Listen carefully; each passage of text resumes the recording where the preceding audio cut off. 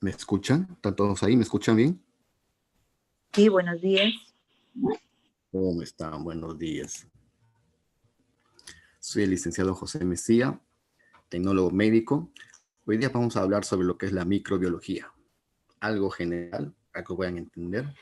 La microbiología es una ciencia muy particular, donde realmente hay mucho trabajo en lo que es el área del laboratorio, lo que se diagnostica muchas infecciones y enfermedades, ya sean por parásitos, bacterias o hongos. Entonces, hoy día vamos a hablar algo general sobre la microbiología.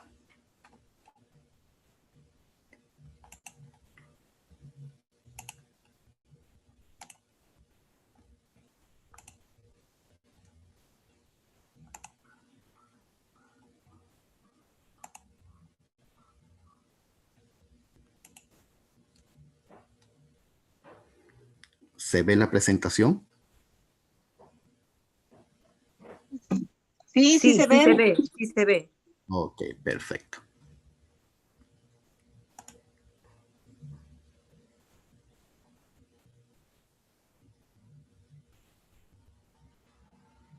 Entonces, ¿qué es la microbiología?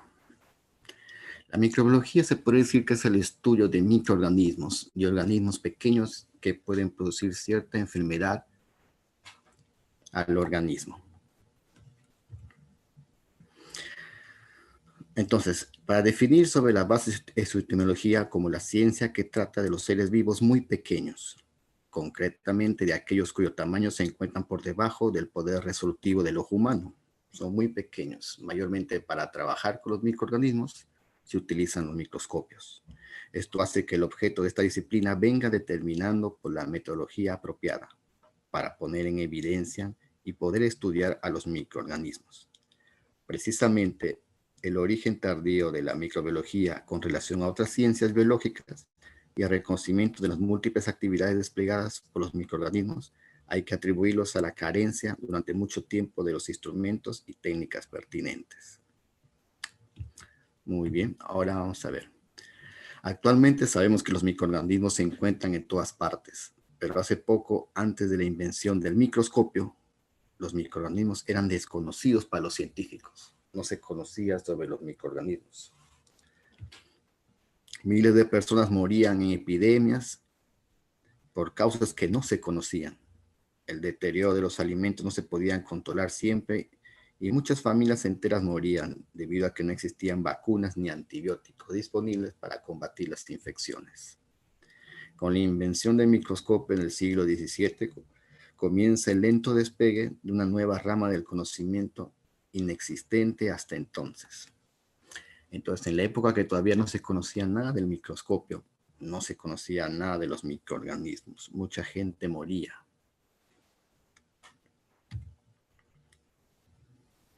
Con la invención del microscopio en el siglo XVII, comienza el lento despegue de una nueva rama del conocimiento inexistente hasta entonces. Nosotros podemos hacernos una idea de cómo se han desarrollado nuestros actuales conceptos de microbiología, repasando los acontecimientos históricos que han cambiado nuestras vidas. Veamos algo de historia. Aunque los microorganismos se originaron hace aproximadamente 40.000 millones de años, la microbiología es relativamente una ciencia muy joven. Los primeros microorganismos se observaron hace 300 años y sin embargo pasaron unos 200 años hasta que se reconoció su importancia. En esta historia muchos personajes tuvieron que intervenir desde el momento en que empezaron la creación del microscopio, el estudio de los primeros microorganismos. Muchos científicos, médicos intervinieron en el descubrimiento y poco a poco se fue dando lo que es la microbiología como ciencia. Entonces podemos ver que la existencia de los microorganismos no se conoció hasta la invención del microscopio, gracias aquí a un holandés, Anthony van Leeuwenhoek, en 1684, a los cuales se denominó animáculos. Leeuwenhoek examinó el agua de lluvia, de mar, de río, saliva y otras materias. Sin embargo, estas observaciones no condujeron a ninguna investigación acerca de las posibles actividades de los microorganismos, ni como agente de fermentación, ni enfermedades ya que el desarrollo de la química y de la medicina era demasiado primitivo.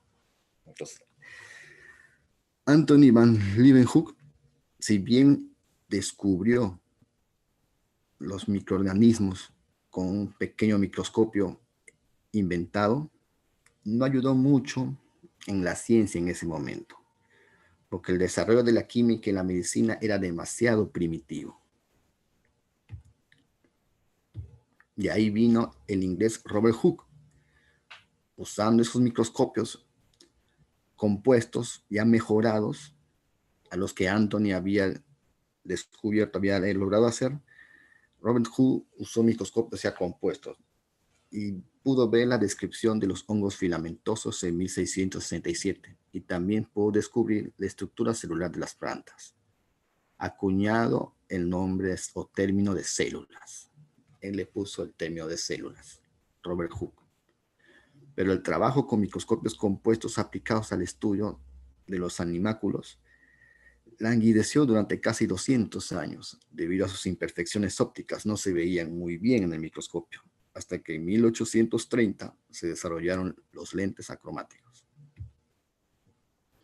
Acá podemos ver el microscopio de Leeuwenhoek y de Robert Hooke.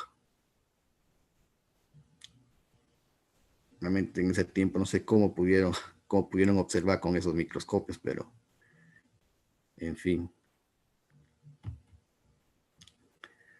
Origen de los microorganismos. La famosa teoría de la generación espontánea. La idea de la generación espontánea se remonta a la cultura griega, los cuales creían que las ranas y gusanos crecían espontáneamente a partir del lodo. Incluso existían recetas llenando una tinaja con trapos y colocándola en un sitio apartado durante semanas. Al final crecían ratones a partir de los trapos.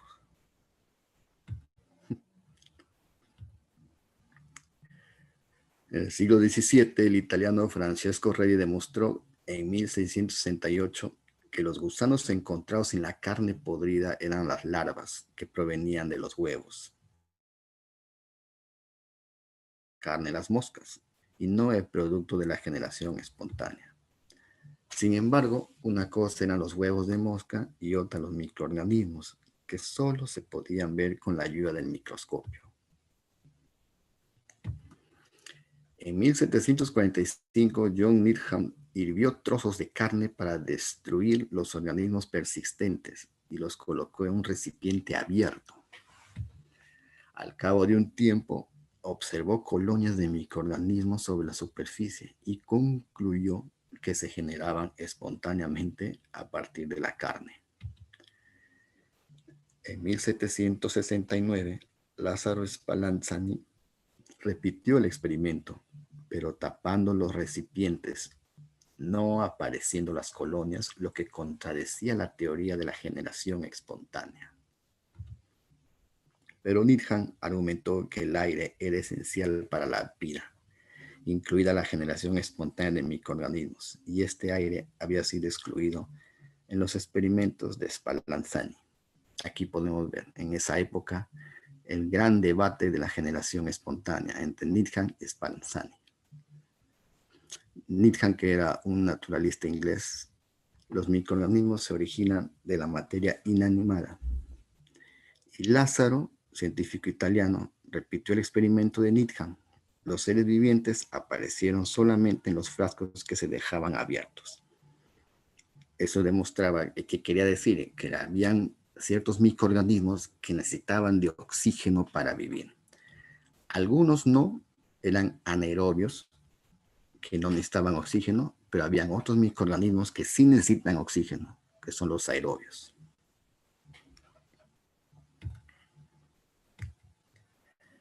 La fermentación como proceso biológico se le atribuyó a Pasteur y su famoso vino francés. Sin duda, desde la prehistoria los hombres utilizan con provecho las fermentaciones. El pan fermentado se conoce desde hace varios miles de años. Los jeroglíficos egipcios, así como representaciones gráficas en todo el Próximo Oriente, atestiguan que el hombre recurría a la fermentación para fabricar bebidas alcohólicas ya varios milenios antes de Jesucristo. Al preparar el pan, vino, cerveza, los egipcios sumerios y todas las personas empleaban sin saberlo y de una manera empírica una familia de agentes biológicos muy originales, las levaduras. Son ellas las que realizan la fermentación alcohólica. Sin saber en esa época, ya estaban preparando los agentes biológicos en el momento de hacer la fermentación con levaduras. Y ellos ni sabían lo que estaban haciendo. El papel de las levaduras como agentes fermentadores no fue reconocido hasta 1856 por Louis Pasteur. Las teorías científicas de esa época reconocían la presencia de levaduras en las fermentaciones alcohólicas, pero estas levaduras eran consideradas como compuestos químicos complejos sin vida. Pasteur, químico francés, propuso la teoría vitalística y demostró que las células viables de levaduras causan fermentación en condiciones anaeróbicas, sin oxígeno. Durante dicha fermentación, el azúcar presente en el mosto es convertido principalmente en etanol y CO2. Sus ilustraciones claramente muestran auténticas levaduras vínicas y en sus escritos él las diferenciaba claramente de otros componentes. De ahí vino Koch y la bacteria del carbunco, el descubrimiento de la función de los microorganismos. Koch vino a demostrar acá que estos microorganismos causaban enfermedades, eran patógenos para el ser humano. Entonces, el descubrimiento de las bacterias puede actuar como agentes específicos en las enfermedades infecciosas en los animales. Fue realizado a través del estudio del carbunco, infección grave de los animales domésticos que es transmitible al hombre. La demostración concluyente de la causa bacteriana o etiología del carbunco la proporcionó en 1876 Robert Koch, un médico rural alemán. Koch empezó a estudiar el mundo microbiano después de que su mujer le regalara por sus 28 cumpleaños un microscopio. 6 años después, anunció al mundo que había encontrado la bacteria del carbunco, el Bacillus anthracis. Posteriormente, él y sus colaboradores descubrieron las bacterias que causaban la tuberculosis, la Mycobacterium tuberculosis y el cólera, el Vibrio cholerae. Esta serie de experimentos se ajustaban a los criterios necesarios para poder establecer la relación causal entre un organismo específico y una enfermedad específica. Estos criterios se conocen como los postulados de Koch, que hasta el día de hoy se siguen viendo en los experimentos, en todo lo que se aplica en la microbiología. Entonces, ¿cuáles eran estos postulados? Primero decía, el microorganismo patógeno sospechoso debe estar presente en todos los casos de enfermedad y ausente en animales sanos. Entonces, se usaba la microscopía, se hacía el patógeno sospechoso, se encontraba en el medio. Una vez que se encontraba el patógeno sospechoso que causaba la enfermedad, se observaba por microscopía en la sangre o tejido. Y eso es lo que se experimentaba con el animal enfermo. Entonces, todo animal enfermo significaba que tenía un patógeno sospechoso, a diferencia de un animal sano, que no tenía nada, ¿no? Ese es el primer postulado. El microorganismo patógeno sospechoso debe estar presente en todos los casos de enfermedad y ausente en animales sanos. En un animal enfermo va a estar el patógeno sospechoso y no va a estar en un animal sano. Ese es el primer postulado de Koch.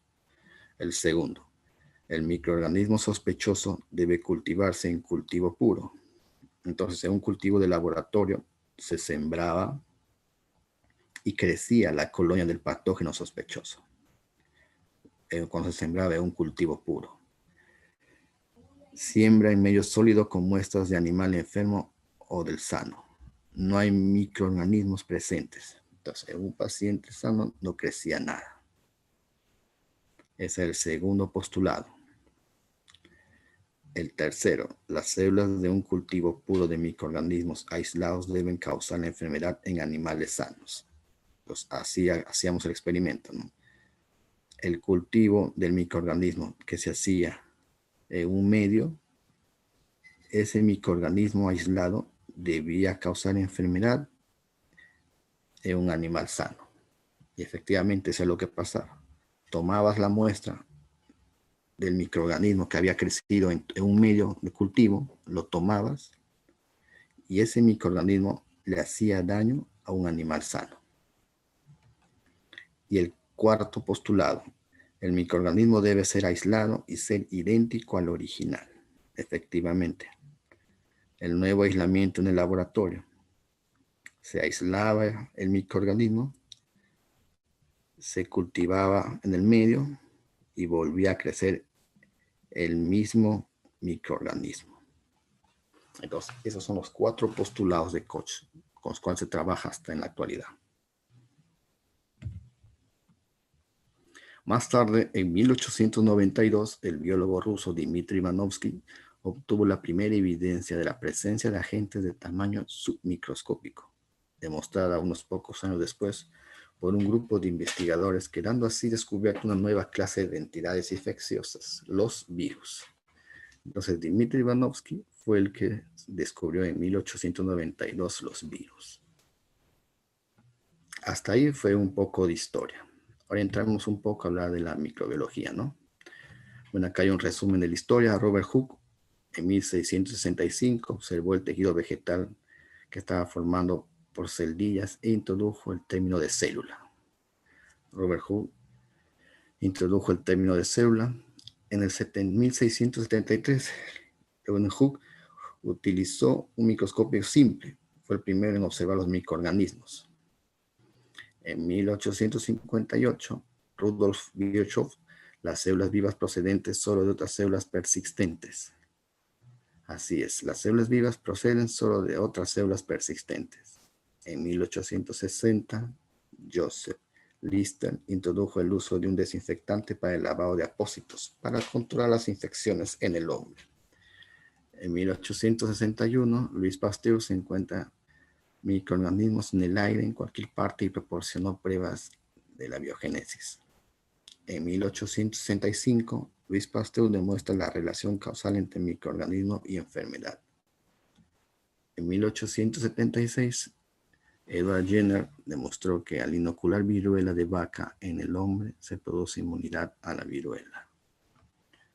En 1798, Robert Koch demostró que los microorganismos producen enfermedades. En 1880, Louis Pasteur descubrió que podría utilizarse una bacteria virulenta como vacuna para la peste aviar. Él acuñó del término vacuna.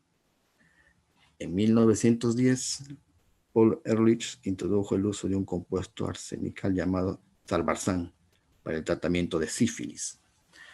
Y en 1928, Alexander Fleming observó que el hongo Penicillium inhibía el crecimiento de un cultivo bacteriano y llamó al componente activo penicilina. Eso fue un poco de historia. Entremos ahora a lo que es microbiología. Entonces, en la microbiología podemos ver que es el estudio de bacterias, parásitos y hongos, ¿no? Micología. Son las áreas en las cuales se trabaja lo que es la microbiología. A ver, hablemos un poco de las bacterias. Las bacterias son organismos procariotas unicelulares que se encuentran en casi todas las partes de la Tierra. Presentan un tamaño muy pequeño, micrómetros, entre 0.5 y 5 micrómetros de longitud. Algunas especies pueden vivir en condiciones realmente extremas de temperaturas y presión. El cuerpo humano está lleno de bacterias, de hecho se estima que contiene más bacterias que células humanas. La mayoría de bacterias que se encuentran en el organismo no producen ningún daño, al contrario, algunas son beneficiosas. Nuestro cuerpo está formado por muchas bacterias. Estas bacterias son como defensas en nuestro organismo, como también hay bacterias que nos pueden afectar y nos pueden hacer mucho daño. Nosotros tenemos conviviendo con estas bacterias siglos y años atrás. Siempre ha sido la lucha del cuerpo con las bacterias. Hasta ahora, en la actualidad, muchas bacterias aparecen ya mutadas y simplemente es más complicado para la ciencia porque hay que estar creando nuevos medicamentos o antibióticos más fuertes para poder acabar. Esta es una lucha que viene de años atrás. Cada vez las bacterias se hacen más resistentes y más resistentes. Y la ciencia sigue luchando para acabar con esas bacterias, pero sacan un antibiótico potente que pueda matar a esa bacteria, pero a los años esa bacteria muta, cambia sus agentes genéticos. Entonces, ese antibiótico que tomaban la penicilina que creó Fleming hace años atrás, ya no sirve ahora. Ya no podría hacer efecto a ninguna bacteria en la actualidad, porque simplemente la bacteria de hace siglos, hace años atrás, de 1910, de 1920, ya no es igual, esa bacteria no es igual en este año, en el 2021, 2020. Esa misma bacteria ha mutado. Así que ese antibiótico, esa penicilina de 1910, si le dan ahora ya no le va a servir. Entonces, ¿qué es lo que pasa? Mejoran el antibiótico, lo hacen más fuerte y más potente para poder acabar con esa bacteria de ahora, del 2020. Pero ¿qué es lo que pasa? Que al incrementar la concentración de antibióticos, también hacen daño al ser humano. Nuestro organismo no resiste, nuestro hígado trabaja demasiado. Cuanto más medicamentos y más pastillas uno consume, hace más daño al hígado. El hígado trabaja más, igual que nuestras células. Esa es la lucha constante hasta ahorita y va a seguir por años más adelante. Tanto bacterias como virus van a seguir mutando y el ser humano va a tener que seguir creando antibióticos más. Realmente el final de esto ya no sabemos cuál será porque ya no estaremos con vida nosotros, serán las nuevas generaciones. Vamos a ver en qué va a terminar esto, pero esto ha sido una lucha constante de hace años y va a seguir siempre. Por eso uno tiene que cuidarse, no automedicarse, porque al automedicarse, ¿qué es lo que uno está ocasionando con eso? Que ese microorganismo, esa bacteria, sea más potente. Sea más potente y después ese medicamento que tomabas ya no le va a hacer efecto. Una cantidad relativamente pequeña de especies son las que causan enfermedades en las bacterias. Veamos su morfología. La forma de las bacterias es muy variada y a menudo una misma especie adopta distintos tipos morfológicos, lo que se conoce como pleomorfismo. De todas formas, podemos distinguir tres tipos fundamentales de bacterias. Los cocos, que tienen forma esférica. En estos cocos tenemos los diplococos, en grupo de 2, los tetracocos, grupo de 4, streptococos, en cadenas, y estafilococos, que son agrupaciones irregulares o en racimos. Como se puede ver acá en el dibujo, los cocos, diplococos, los streptococos. Estas son las formas que pueden tener las bacterias. O también de bacillus, del latín bacillus varilla, en forma de bastoncillo. Aquí vemos, en forma de bastones, bacillus. Otras formas también helicoidales. Vibrio, ligeramente curvados y en forma de coma, cacahuate o arriñonado. Espirilo, en forma helicoidal rígida, en forma de tirabuzón. O de espiroqueta, en forma de tirabuzón, helicoidal flexible. Acá vemos las otras formas de vibrio, una coma, bastón, hélice, filamentos, espiroquetas. Entonces, estas son las formas que tienen las bacterias. Su estructura. Al tratarse de organismos procariotas, tienen las características básicas correspondientes, como la carencia de un núcleo delimitado por una membrana, aunque presentan un nucleoide, una estructura elemental que contiene una gran molécula de DNA. En el citoplasma se pueden apreciar plásmidos, pequeñas moléculas circulares de ADN que coexisten con el nucleoide. Contienen genes y son comúnmente usados por los procariotas en la conjugación. El citoplasma también contiene vacuolas, gránulos que contienen sustancias de reserva, y ribosomas, utilizados en la síntesis de proteínas. Acá podemos ver una bacteria, sus partes, su pili, sus vellos, el ribosoma, su cápsula, la que la rodea, su pared celular, que está después de la cápsula, viene la pared celular. El flagelo, que le permite engancharse o dar movimiento. El citoplasma, las vacuolas, los plásmidos, el nucleoide, donde está el ADN, todo esto es el ADN, y la membrana citoplasmática. Una membrana citoplasmática compuesta de lípidos rodea el citoplasma. Al igual que las células de las plantas, la mayoría posee una pared celular, que en este caso está compuesta por peptidoglicano, mureína. Así es.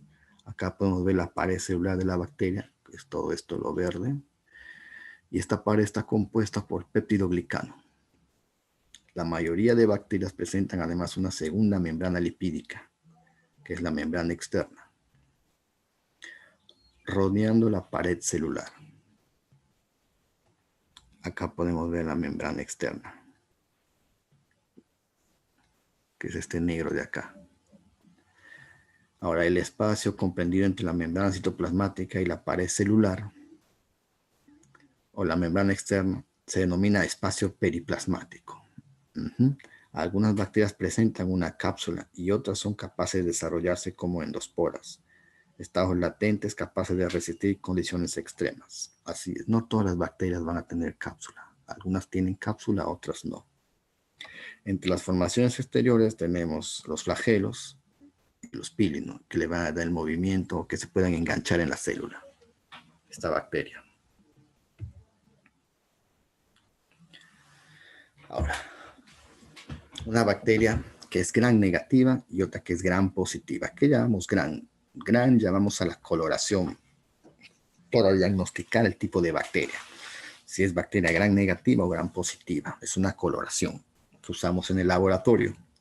Mayormente las que son gran positivas es porque tienen en su pared, en su membrana, gran cantidad de peptidoglicano, que va a permitir que la tinción gran reaccione con los ácidos teicoicos de esta pared, de la cantidad de peptidoglicano.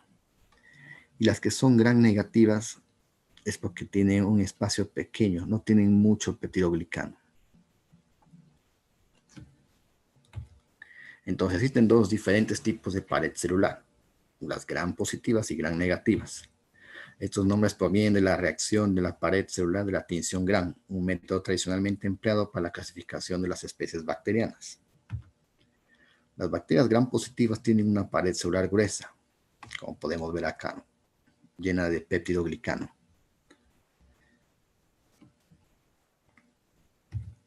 En cambio, las de gran negativas, que son estas de acá, tienen una pared relativamente fina, es muy fina su pared.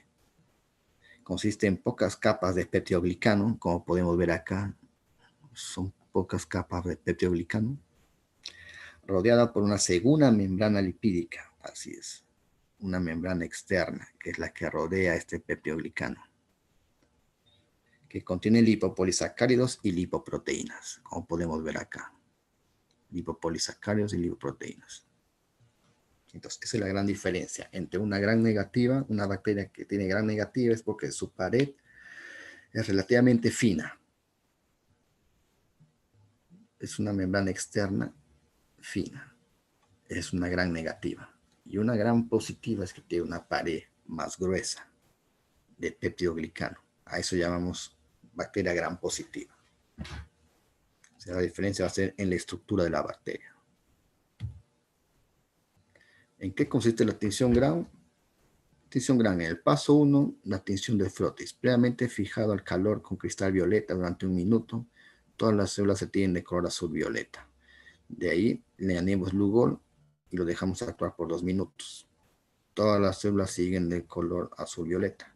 Y viene el paso 3, de coloración con alcohol. Sacamos todo el colorante con el alcohol. Las células gran positivas siguen de color azul violeta, como podemos ver acá. Y las gran negativas se decoloran, como vemos acá. En el paso 4 se le agrega una tinción de contraste, que es la safranina, por 2 minutos. Y las células gran positivas se van a ver azul violeta. Se van a seguir viendo azul violeta.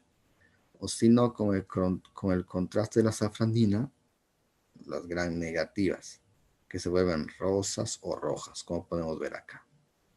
Esa es la tinción de gram, que mayormente se utiliza en el laboratorio para distinguir si es una bacteria gram positiva o gram negativa.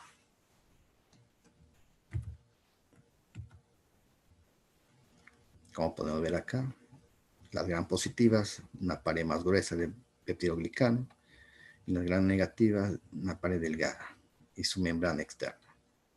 La que se tiñe son los peptidoglicanos, que le dan un color lila, son las gram positivas. Y aquí están la clasificación de bacterias, las gram positivas, las gram negativas, los cocos gram positivos, estafilococos, enterococos, peptococos, los bacilos gram positivos, que son Clostridium, Listeria, Lactobacillus, Mycobacterium, Nocardia, espiroquetas, como Treponema, Leptospira, Borrelia, células gram negativas, cocos gram negativos, Neisseria. ¿Por qué cocos? Porque tienen forma de cocos. Bacilos gram negativos porque tienen forma de bacilos, la Brucella, Bordetella, Francisella, Pseudomonas, Enterobacterias, Vibrio, Campylobacter. Las riquecias y clamidias, que son parásitos intracelulares obligados. Las riquecias, clamidia, Bartonella. Y las bacterias inusuales, que son los micoplasmas, ¿no? Células sin pared celular, no tienen pared celular, así que no son ni gram positivas ni gram negativas. Mayormente se les considera gram negativas. No tienen pared celular, son inusuales. Metabolismo. Las bacterias exhiben una gran variedad de tipos metabólicos. El aeróbico estricto, que necesita oxígeno, como Mycobacterium, Pseudomonas. Anaerobio estricto, no necesita oxígeno para vivir, como el Clostridium. También hay anaerobio facultativo. Pueden desarrollarse tanto en presencia como en ausencia de oxígeno. Pueden usar oxígeno, como también no usar oxígeno. Son facultativos, por lo que se les llama también anaerobios facultativos y a veces aerobios facultativos. La mayoría de las bacterias son así. Los microaerófilos son aquellos microorganismos que para sobrevivir requieren niveles de oxígeno muy inferiores a los que se encuentran normalmente en la atmósfera de la Tierra. No necesitan muchos oxígenos los microaerófilos. Nivel de oxígeno muy bajo, como los Streptococcus, Helicobacter pylori, Campylobacter, Neisseria gonorrhoeae. Las bacterias aeróbicas obtienen energía por respiración. Por algo, pues son aeróbicas porque necesitan oxígeno. Las anaeróbicas por fermentación. Tienen que fermentar para poder sobrevivir. La fermentación y la degradación de glúcidos en anaerobiosis. Putrefacción y la degradación de proteínas en anaerobiosis. El efecto Pasteur, en presencia de oxígeno, las bacterias tienden a respirar. ¿Cuál sería el diagnóstico para bacterias? Bueno, el diagnóstico es la base de enfermedades etiológicamente bacterianas que pueden ser por cultivo, aislamiento o identificación del microorganismo. El diagnóstico microbiológico es directo o indirecto. Es directo cuando se identifica el microorganismo a través de cultivos. En el caso de bacterias, biotipificación e identificación del microorganismo al microscopio o a través de la amplificación de genes, DNA, RNA, por ensayos de biología molecular. El diagnóstico microbiológico es indirecto cuando se identifica el microorganismo a través de pruebas serológicas. En esas pruebas podemos ver la ELISA, inmunofluorescencia, la inmunoanálisis, fijación de complemento, entre otros. Entonces tenemos el diagnóstico directo e indirecto. Si es directo, cuando se identifica el microorganismo por cultivos, a través también del microscopio o por ensayos de biología molecular para su amplificación de DNA. Entonces, si hacemos un diagnóstico indirecto, es por serología, prueba de sangre, ¿no? Sacamos para una prueba de ELISA, inmunofluorescencia o radioanálisis. La forma de garantizar la supervivencia del agente infeccioso es utilizando un medio de transporte. Estos medios de transporte se utilizan para llevar la muestra tomada de un paciente. Supongamos que venga un paciente con un dolor de garganta, no puede hablar, hay que hacer una secreción faríngea. Tomamos este medio con este hisopo grande, le hacemos la toma de secreción faríngea y lo colocamos en el tubo, ¿no? Entonces, este va a ser un medio de transporte para que llegue seguro esa muestra al laboratorio y pueda ser identificada. Son medios diseñados sobre todo para el transporte de muestras biológicas para cultivo. Estos aseguran la viabilidad de los microorganismos. Dentro de estos medios de transporte para bacterias están los medios de Stewart, Ames o Carey Blair. Entonces, estos medios de acá son los que se utilizan ya sea para secreción de heridas, secreción faríngea, le toman la muestra, o secreción de oído, que a veces viene con dolor de oído. Para tomar esa secreción utilizamos estos hisopos que vienen con estos medios. De ahí se coloca el hisopo adentro y se lleva al laboratorio, siempre rotulando, ¿no?, el nombre del paciente, ¿no?, y decir qué parte del cuerpo ha sido tomada. Todo tienen que especificar en el tubo. Si ha sido tomada faríngea, si una muestra de oído o muestra de herida, de brazo, de pie. Entonces, estos medios son para transportar. Ahora, los medios de cultivo. Los medios de cultivo se pueden clasificar en caldos y agares. Los agares para el cultivo de bacterias se clasifican en medios ricos, que son medios en los cuales pueden crecer rápidamente todas las bacterias. Ejemplo, agar sangre, agar chocolate. Acá vemos el agar sangre y el agar chocolate. En estos medios hacemos el sembrado y pueden crecer todo tipo de bacterias, porque son medios ricos, nutrientes, proteínas. Y aquí donde crecen todo tipo de bacterias cuando hacemos el sembrado. Los medios de enriquecimiento son medios que contienen un agente que inhibe el crecimiento de especies no deseadas y favorece el crecimiento del agente causal de la enfermedad. Se utilizan cuando se presenta un brote, una epidemia, una pandemia, o cuando las bacterias se encuentran en pequeñas cantidades en la muestra y cuyo crecimiento es lento en relación con las otras especies presentes en la muestra. El medio de Müller-Kaufmann permite el crecimiento de Salmonella, inhibiendo a su vez numerosos coliformes.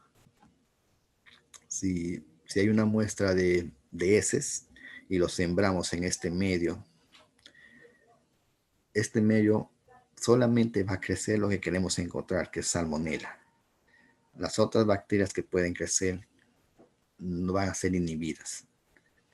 Pues esto es de gran importancia, ya que en ciertas muestras como fecales, agentes fecales, queremos encontrar un agente de Salmonella, lo vamos a ver en este medio. Y va a inhibir el crecimiento de otras bacterias, ya que como ustedes saben, en una muestra fecal hay una cantidad de bacterias, pero solamente va a permitir el crecimiento de Salmonella, para ver Salmonella, como podemos ver acá, ¿no? Las colonias del sembrado.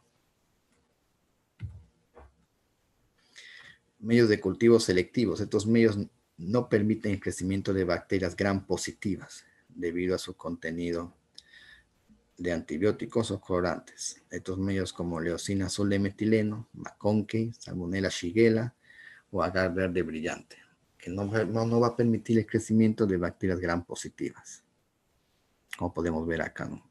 El McConkey o el SS, que es Salmonella shigella.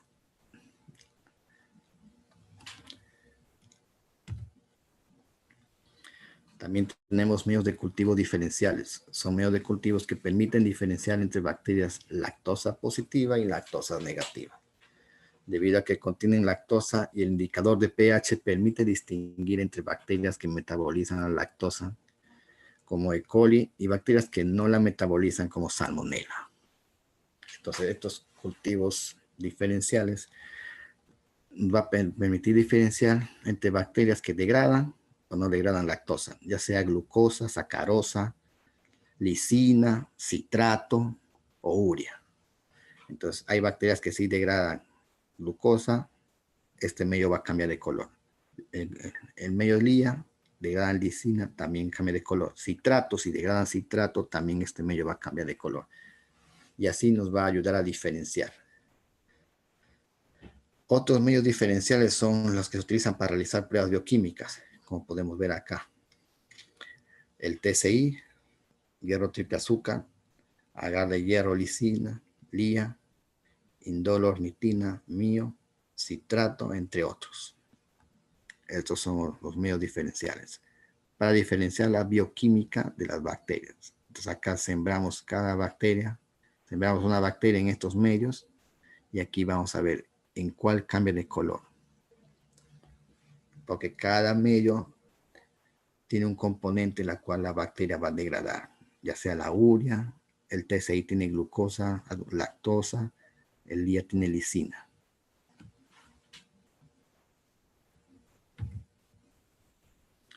Metabolismo de lactosa. En los medios diferenciales se incluyen diversos colorantes, indicadores de pH y diferentes sustratos que permiten evaluar la presencia de enzimas por parte de cada una de las bacterias. Así es. Hay bacterias que van a degradar lactosa, otras que no degradan lactosa. Todo va a depender de las enzimas, porque estas enzimas van a ayudar a degradar el compuesto.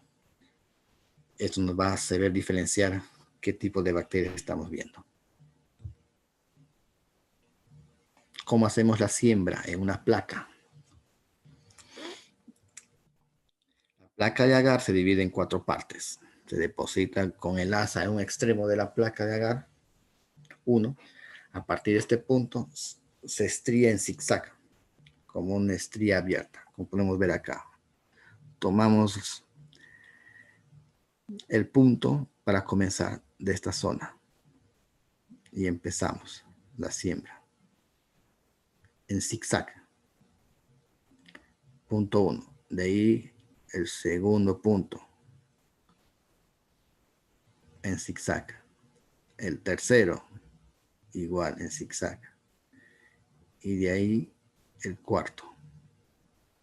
Es así como hacemos el sembrado en una placa de agar con el asa de siembra. Y de ahí vemos el crecimiento de las colonias. Luego esta placa ya sembrada se incuba a 37 grados durante 24 horas o 72 horas, ¿no? Como sea recomendable. Entonces así es, con el asa de siembra, primero hacemos el primer sembrado, desinfectamos, hacemos el segundo, desinfectamos, hacemos el tercero. Algunas veces en algunos laboratorios usan una placa para una sola bacteria. Para el sembrado de una sola bacteria. En otros sitios utilizan una placa para sembrar 2 o 3 tipos de bacteria.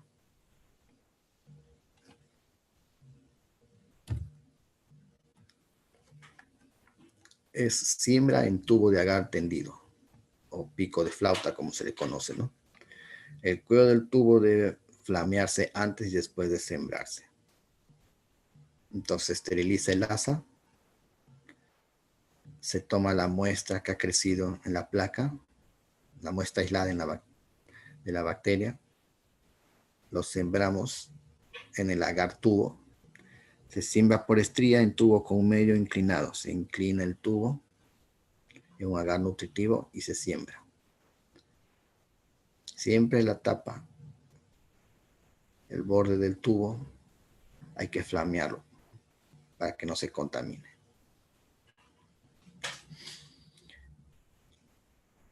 Hay que tener mucho cuidado al momento de sembrar acá porque podemos, sin querer al momento de sembrar, podemos dañar este medio. Por eso hay que hacerlo con mucho cuidado.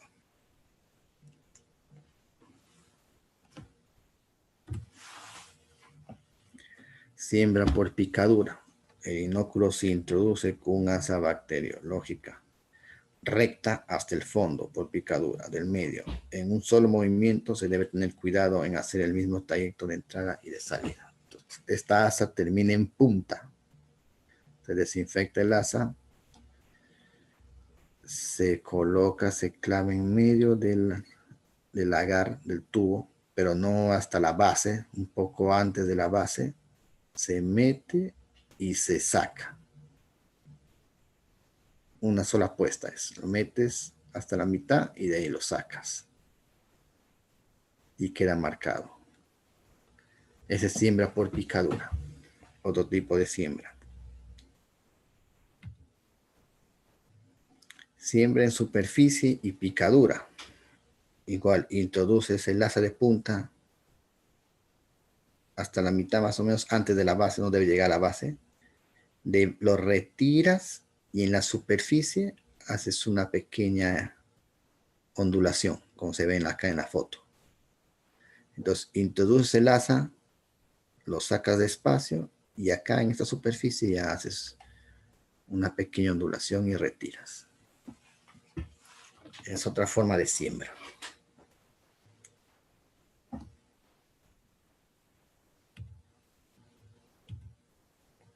Condiciones de incubación. Independientemente del tipo de microorganismo y de la siembra realizada, los medios de cultivo se incuban en atmósfera de aerobiosis o anaerobiosis o de microaerofilia. Para incubar en condiciones de aerobiosis, los medios de cultivo se colocan por lo general a una temperatura de 35 a 37 grados y ahí pueden permanecer por 24 horas a 72 horas, o si se requiere hasta varias semanas, dependiendo del microorganismo. Para condiciones de anaerobiosis, los cultivos se colocan en una jarra de anaerobiosis, a la cual se le introducirá un sobregenerador de atmósfera de anaerobiosis, como son los GASPAK o los BBL. Entonces, en esta jarra colocamos las placas. Como ven en la foto, se colocan las placas que están sembradas.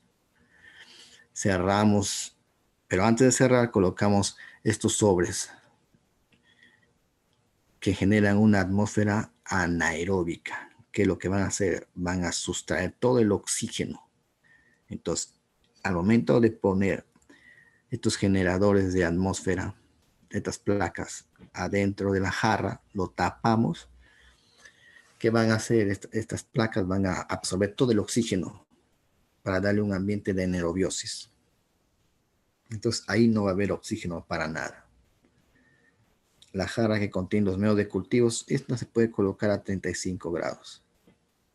Entonces le va a dar, adentro le va a dar una atmósfera anaeróbica, porque no va a tener oxígeno debido a estos generadores, como se puede ver en la foto. Para incubar en atmósfera de microaerofilia, CO2, se efectuará el mismo procedimiento que para incubar anaerobiosis.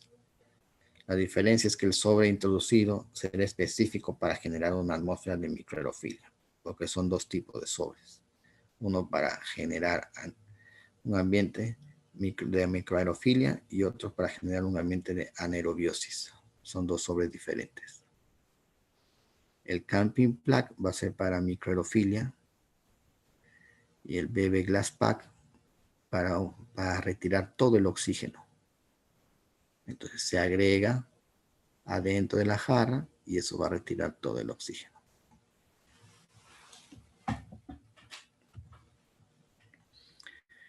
Colonia bacteriana.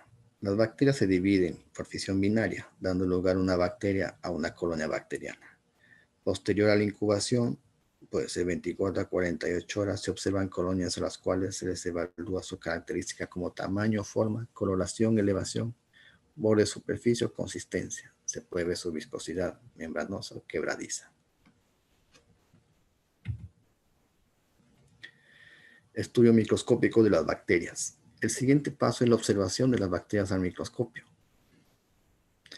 Para observarlas se hace un frote de una lámina portaobjetos y se le practica una tinción Gram. Como vimos al comienzo, la famosa tinción Gram, o también para Sid-Nielsen, que es otra coloración para mayormente ver Mycobacterium.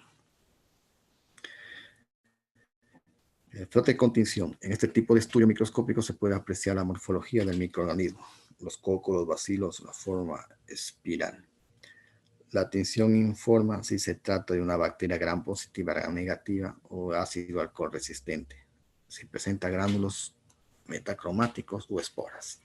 Entonces, dos coloraciones, la tinción gram, la que vimos, y ahora la de Sid-Nielsen. que es para Mycobacterium. ¿De qué trata la tinción de Sid-Nielsen?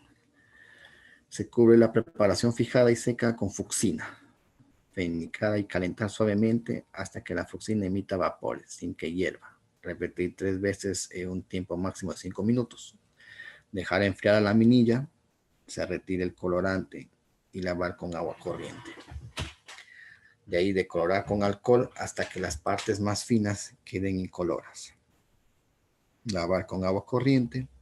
De ahí cubrir la lámina con azul de metileno durante 30 segundos. Lavar con agua corriente. Secar a temperatura de ambiente. Los bacilos ácido alcohol resistentes se observan como bastoncitos rojos, largos y algo encorvados en un fondo azul claro. Como podemos ver acá, ¿no? Acá vemos los bacilos. Esto quiere decir que esta muestra es positiva de Mycobacterium. Acá vemos otra vez el procedimiento, ¿no? Se calienta la muestra cuando está con la fucsina, de ahí se lava suavemente con agua, se deja secar, le agregamos azul de metileno por 2 minutos, de ahí se vuelve a lavar con agua, de ahí se cubre con alcohol ácido al 3% por 1 minuto, no exceder mucho, de ahí se deja enfriar y se lava con agua. Es casi parecido a la coloración Gram, ¿no? Esta coloración va a ser para determinar Mycobacterium. En todo caso, para hacer esta prueba se tiene que tomar la muestra en esputo del paciente, ¿no? La primera muestra de la mañana llega el paciente bota el esputo, mayormente se pide que sea flema. Se le da un envase especial, se dice que se levante en la mañana, que tosa, pero tiene que toser, tiene que botar la flema, porque algunos solamente botan saliva y eso no sirve para hacer esta muestra de Sid-Nielsen, para diagnosticar Mycobacterium en esputo. Lo recomendable es que tiene que botar flema. Y si esa es amarilla, mejor. Entonces, esa muestra la llevan inmediatamente al laboratorio con todos los medios de bioseguridad, con mascarilla, guantes, porque recuerden que el Mycobacterium es muy contagioso. Se pueden contagiar. Tienen que tener mucho cuidado. Entonces, toma la muestra, se rotula el envase, lo llevan al área de microbiología y le hacen la coloración que vemos acá, ¿no? Toman un poco de la muestra, la colocan en la laminilla, lo esparcen en la laminilla y le agregan la fucsina, y lo lavan con agua, metanol, otra vez con agua, lo cubrimos con alcohol, se deja enfriar, ¿no? Y si es positivo, vamos a ver acá los bacilos resistentes que se observa color rojo. Eso quiere decir que este paciente tiene Mycobacterium.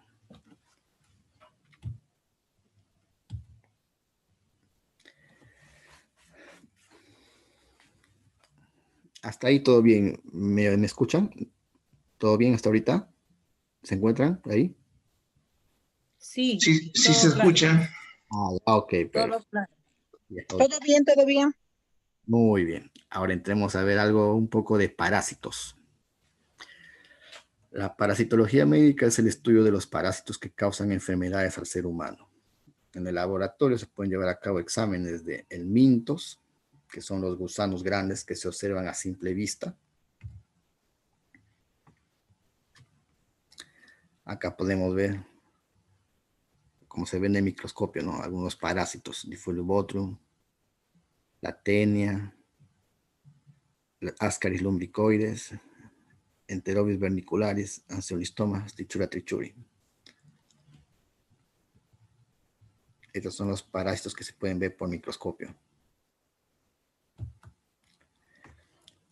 Huevos o larvas de helmintos que son visibles por medio del microscopio. Así es, aquí los podemos ver, ¿no? Así es como se ven en el microscopio.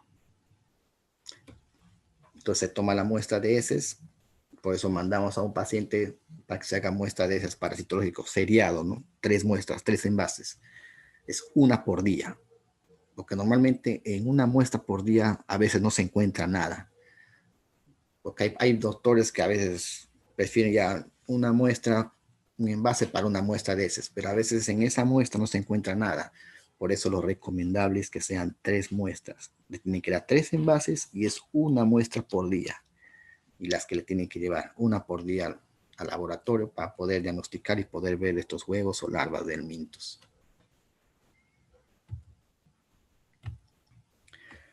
Los helmintos adultos que son llevados al laboratorio para ser identificados pueden haber recogido las heces de la ropa personal o de la cama durante una operación quirúrgica. Los huevos de parásitos intestinales se identifican por su tamaño, su envoltura, su forma, su contenido. El tamaño de los huevos se pueden determinar adaptando al ocular del microscopio, ¿no? Entonces, nosotros podemos ver por medio del microscopio adaptando el ocular.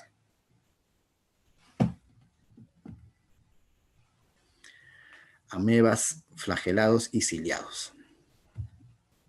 Las formas móviles de las amebas. Los protozoarios son microorganismos compuestos por una sola célula. Su forma móvil se denomina trofozoito y la forma inmóvil quiste. Entonces son dos formas que se puede ver. Trofozoito, cuando se puede mover, y cuando es inmóvil es un quiste. Entonces los trofozoitos que se pueden mover se encuentran mayormente en heces líquidas, heces con moco, heces blandas, no formadas. Entonces ahí cuando llega la muestra de heces, algunos pacientes vienen con diarrea, se toma la parte líquida o la parte donde hay moco, se le coloca en la lámina y se observa en el microscopio, y donde se va a poder observar los trofozoitos, ¿no? Porque siempre van a estar en movimiento. Los trofozoitos tienen movimiento debido a movimientos lentos de la célula, presencia de sus flagelos, que son semejantes a látigos, que tienen flagelos. Como pueden ver acá en la fotografía hay como unos flagelitos, eso les da movimiento.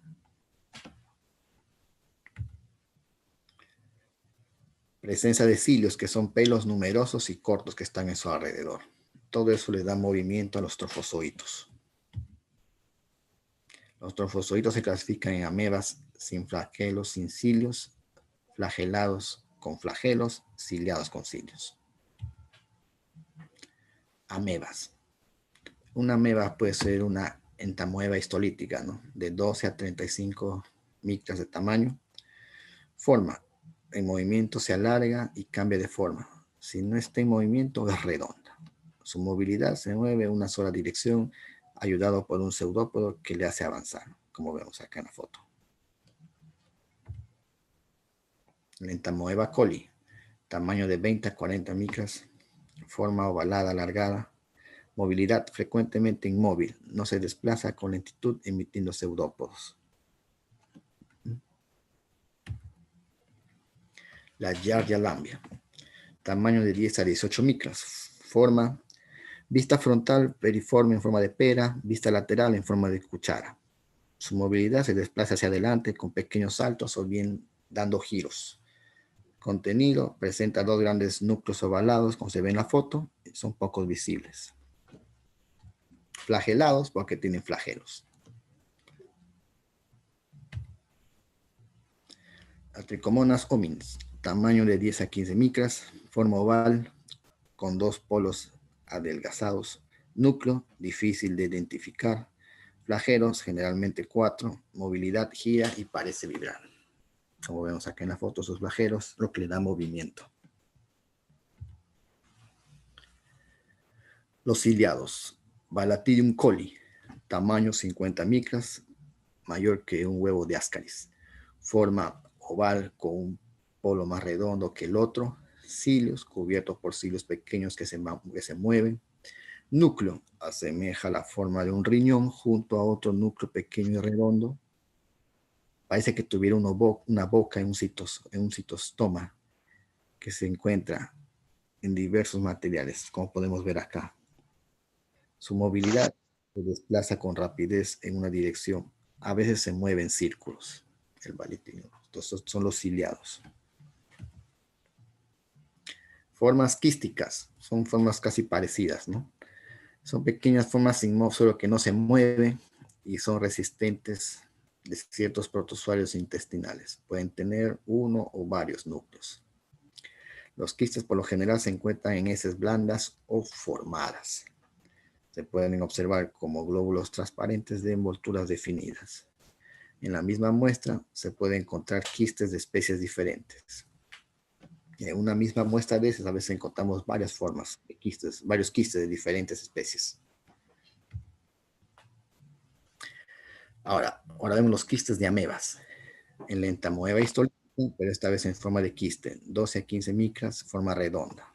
¿Cuántos núcleos? De 1 a 4, membrana delgada circular con cariosoma pequeño, compacto, semejante a un punto negro, como se puede ver acá en la foto.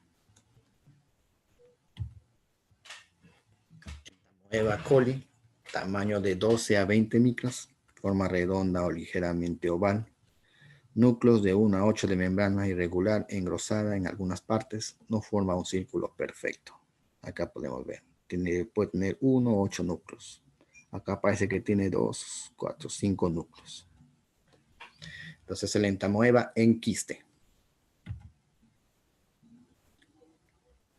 La Giardia lamblia, de 8 a 12 micras, su forma oval con un polo más redondeado que otro, con gruesa envoltura de pared, de doble pared, núcleos de 2 a 4, de membrana delgada, cariosoma pequeño central.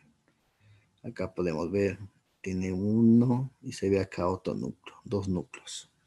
Este es el quiste de Giardia.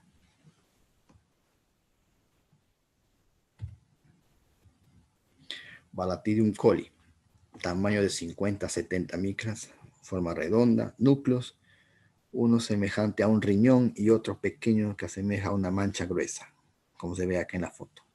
Envoltura delgada con pared doble.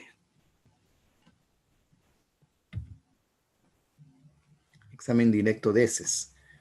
¿Cuáles son los principios generales de este examen? Si en el laboratorio se recibe muchas muestras en el mismo día, comenzar por examinar las que son más líquidas. Examinar esas frescas en menos de 1 hora de eliminadas, esto aumenta la posibilidad de encontrar amebas. Elegir preferentemente para el examen directo una porción de la superficie de la muestra donde se encuentra el moco. Examinar en una solución salina u observar directamente con el microscopio cuando las heces son muy líquidas.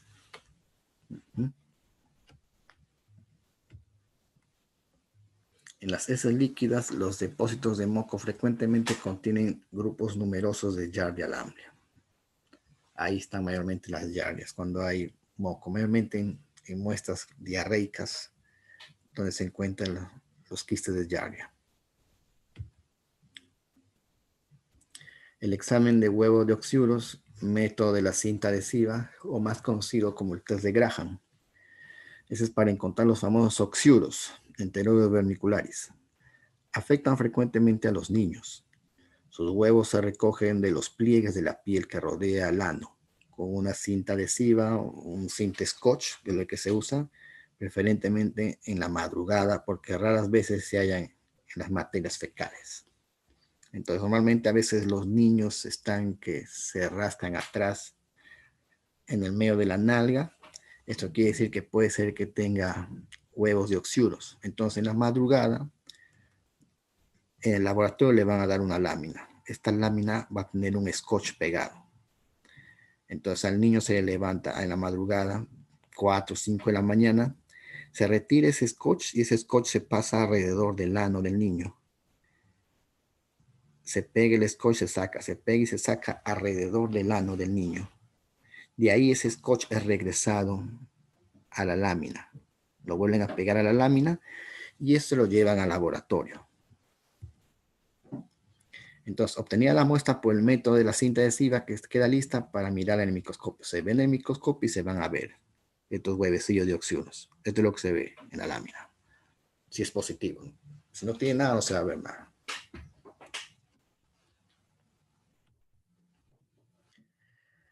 A ver, micología.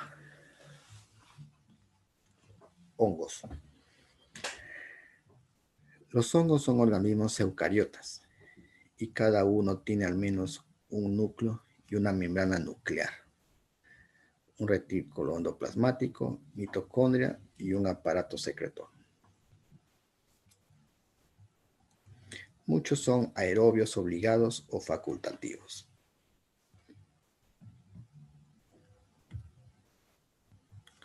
Micosis.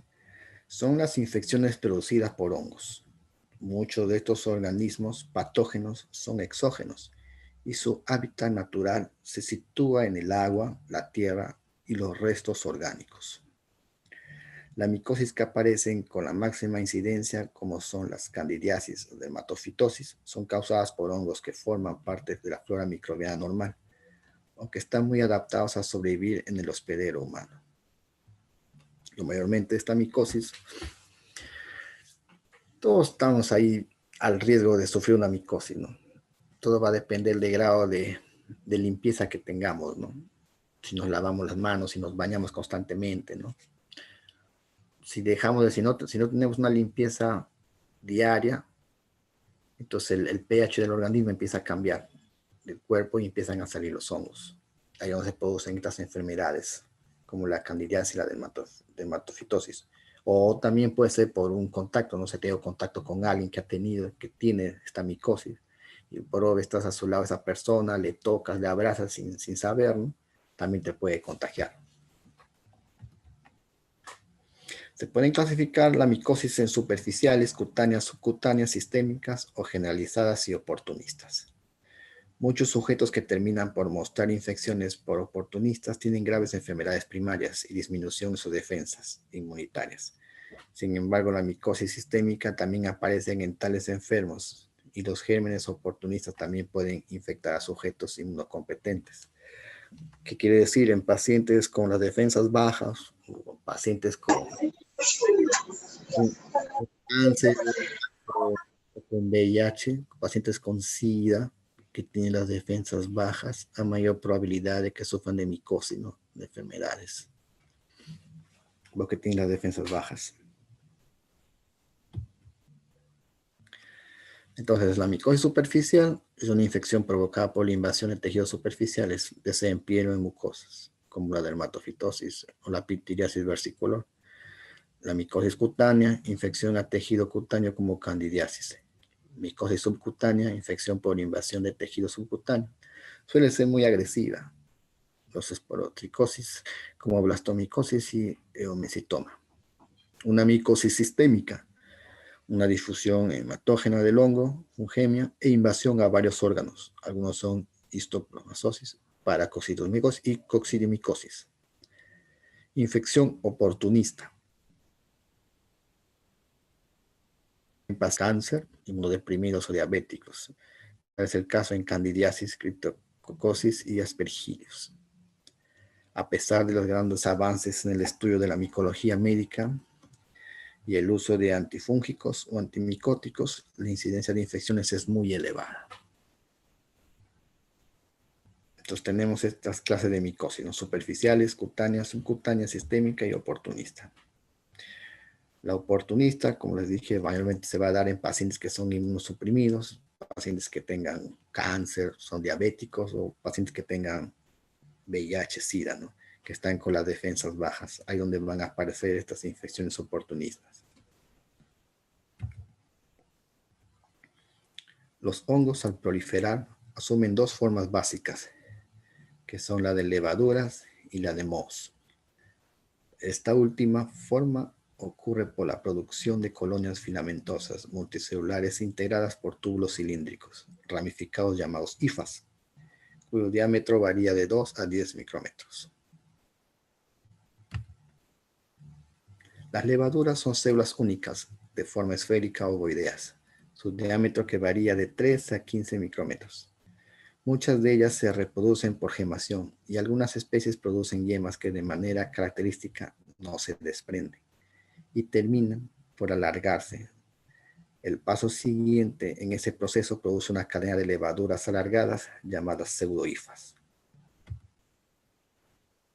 Entonces hablemos un poco de la dermatofitosis. La dermatofitosis o tiñas son infecciones causadas por dermatofitos, unos hongos que parasitan el tejido queratinizado, por lo que no afectan mucosas ni semimucosas.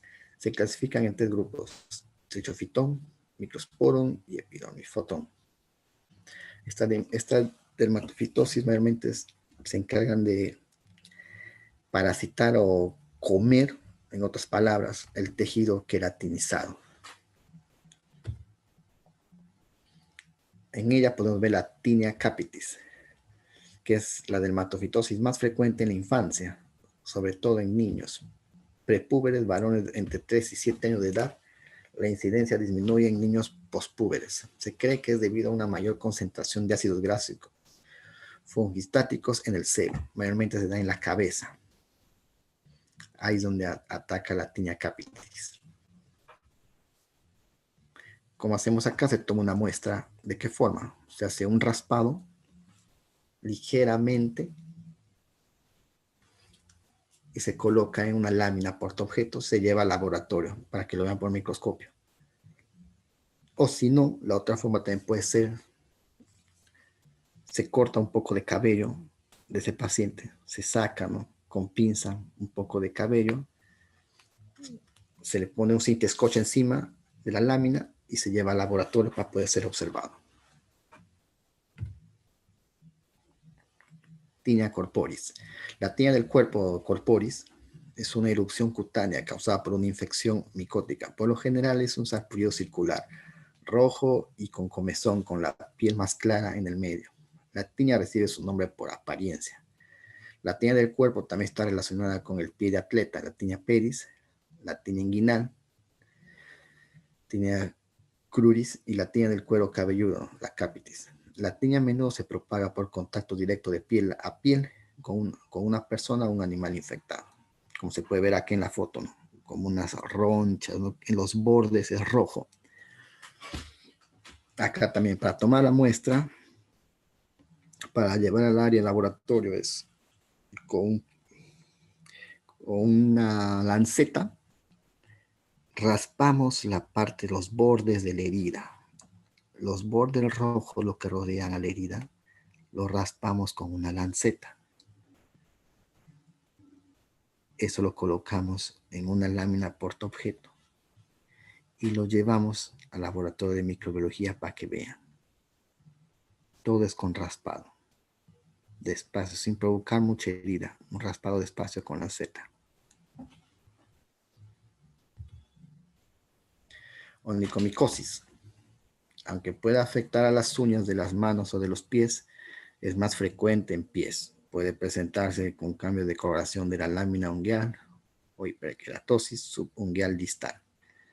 Acá en las uñas se ponen gruesas, tanto de las manos como de los pies. A eso llamamos una onicomicosis.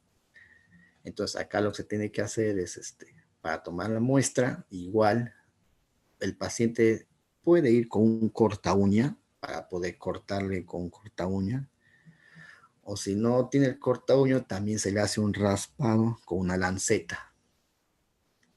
Esa muestra se lleva al laboratorio y se observa por el microscopio.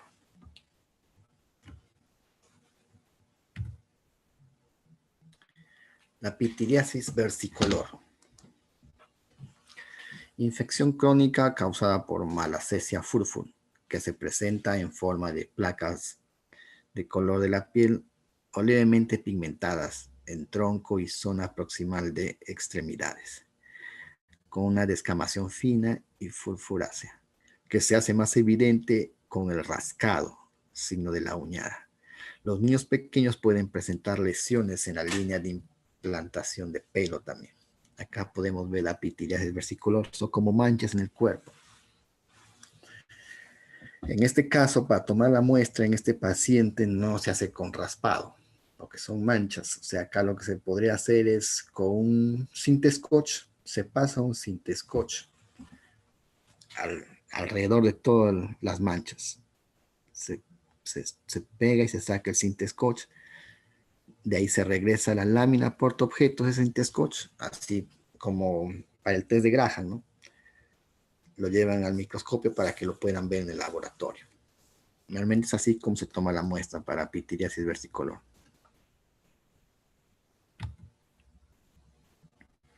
Candidiasis.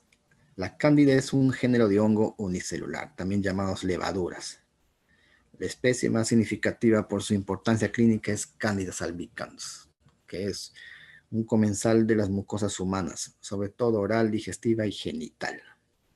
Acá podemos ver cómo es la candidiasis. Acá también para tomar muestra, puede ser muestra con hisopo, ya sea de la lengua, del cuerpo o dentro del útero, ¿no? La vagina dentro del útero, para tomar la muestra por candidiasis.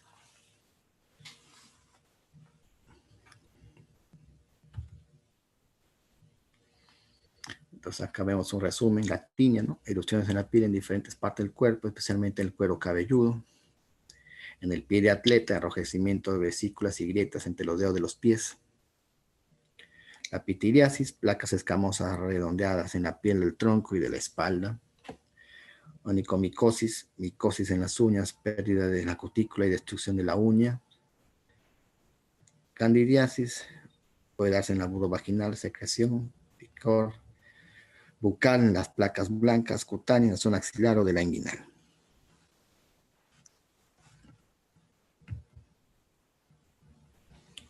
¿Cómo se puede hacer el diagnóstico?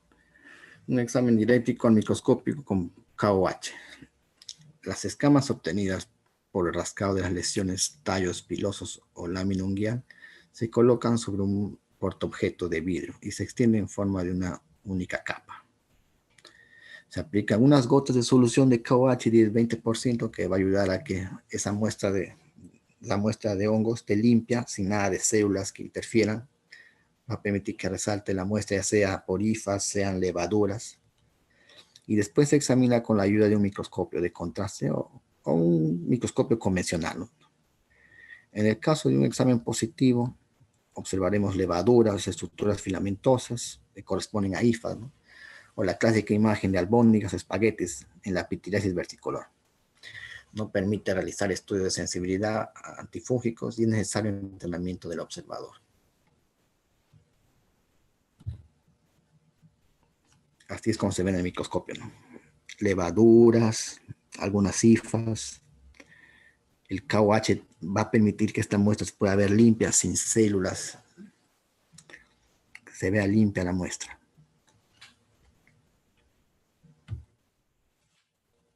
O también está el cultivo fúngico, ¿no? Que es el test de diagnóstico Gold Standard. Permite el estudio etiológico y de sensibilidad de antifúngicos. Hay varios cientos de agares. El Saburo es el Gold Standard, uno de los más empleados que contiene glucosa y peptona a un pH 7. Se ha usado porque no permite la proliferación de bacterias, solamente permite el crecimiento de hongos. Por eso se usa el Saburo. Como se puede ver acá el crecimiento, ¿no?, de hongos.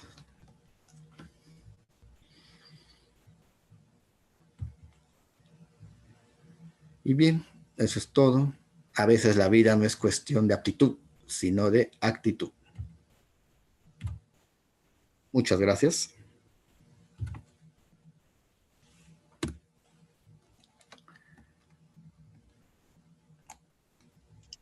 Gracias, licenciado. Si hay preguntas, por favor, para el ponente, para la conferencia, lo pueden hacer.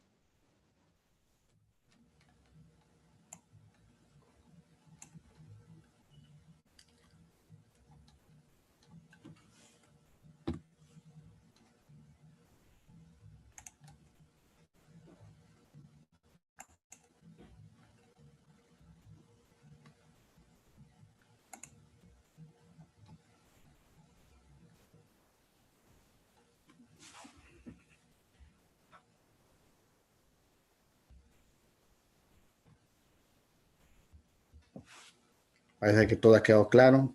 Qué bueno que me hayan entendido. Así un resumen nomás a rasgos de la microbiología, porque es un área muy extensa. Traté de hacerlo lo más entendible, compacto posible, ¿no?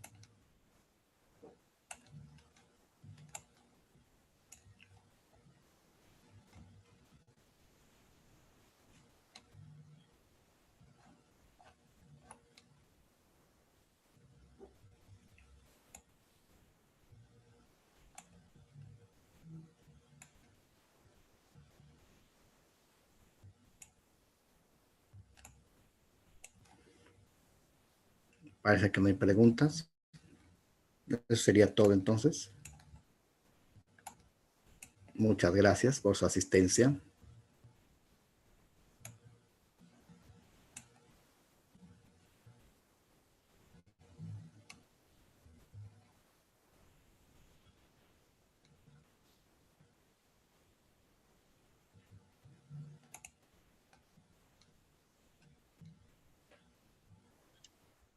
Doctor, hay una pregunta en el chat. Ya, a ver. En el chat.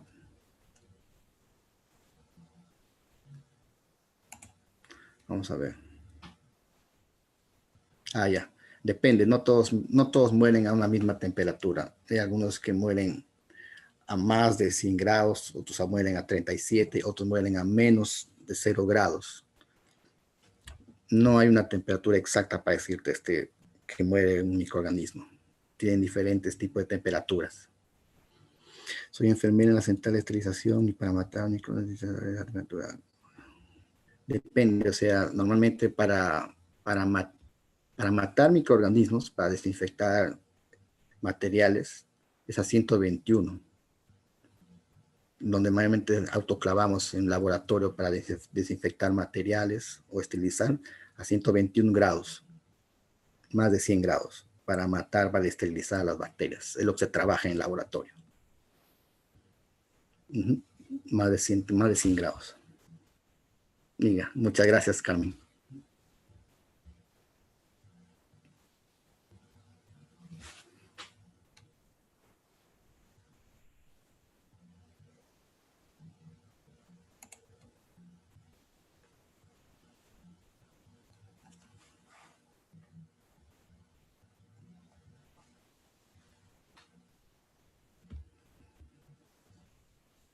¿Alguna otra pregunta?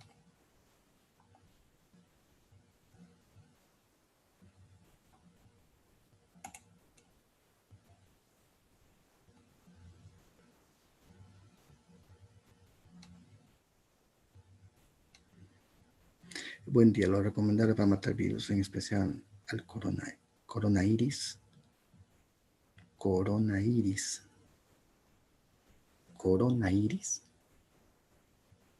Bueno, para matar virus, temperaturas de igual, 121 grados.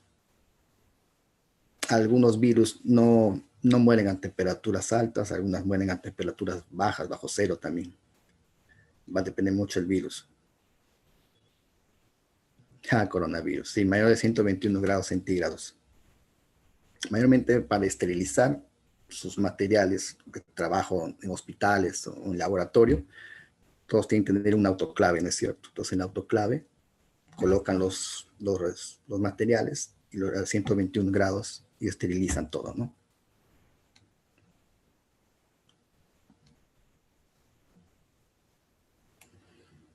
Pero si quieren matar un virus como el coronavirus, lo mejor que pueden hacer es la zona de trabajo donde ustedes trabajan, lavarlo con lejía, ¿no?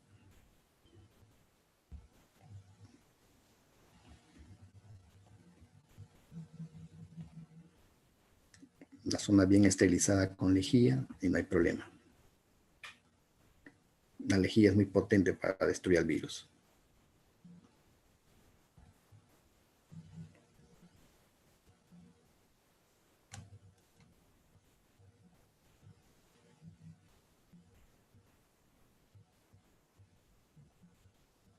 ¿Alguna otra pregunta?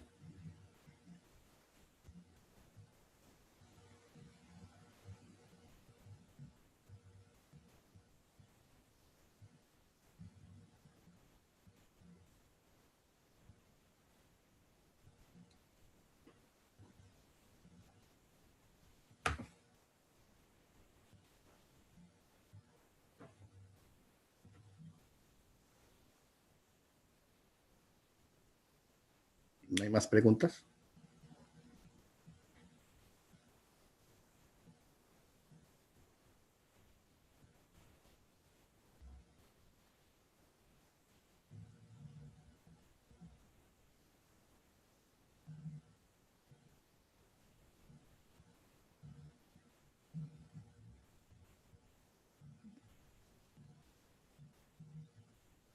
Gracias a ti, Carmen.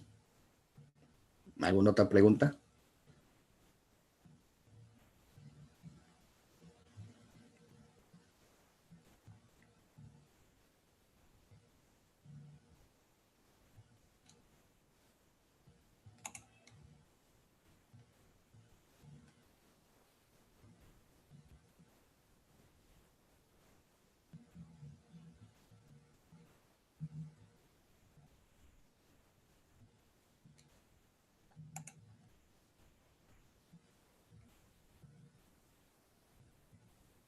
Muchas gracias a ustedes por su asistencia.